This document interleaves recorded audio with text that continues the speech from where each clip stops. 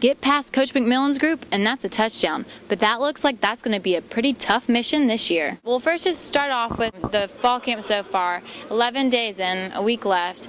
Have you met your goals? Are you where you want to be? Well, let's start off with trying to develop depth as far as within the secondary. That's the key thing. We got guys coming back, but we're lack of depth. But the younger guys got to be able to, they got to step up and and do what they need to do. And for you and the defensive coaching staff in general, it was kind of a big transition year. How has that transition been for you? Well, the transition, actually I worked with Coach DeGruder at the Naval Academy, so it's very, very simple. I kind of know his defense already.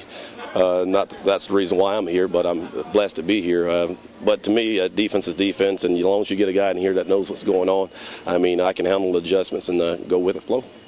And with the loss of Jordan Pugh last year at free safety, how is Stephen Terrell filling in?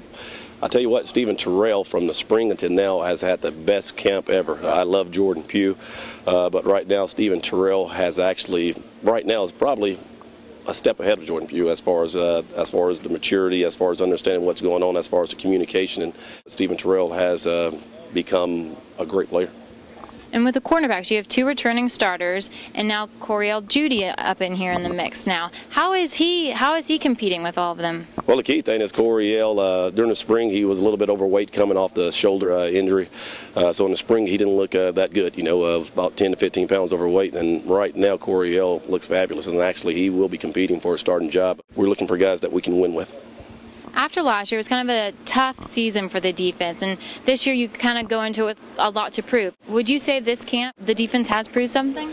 Well, they have proven one thing as far as brotherhood, being together, and as far as the work ethic, as far as playing with fanatical effort, as far as in almost every practice that we've had right now. Since the 2 years I've been here, I have never seen the way that we practice, the way we run around, the way that we're so physical. So I think we have improved. Coach Walters said the wide receiver group is one of the best group in the nation, and it's almost scary to see their potential. How is your group competing against them? Well, that's what I like to say with our wide receiver group. I always tell Coach Sherman there's not another group of receivers in this conference that is better than our wide receivers. You got Jeff Fuller, you got Easy, you got Randall Jackson, you got Kendrick McNeil, you got Ryan Swope, and you can go down the line with the added addition of Nate Askew.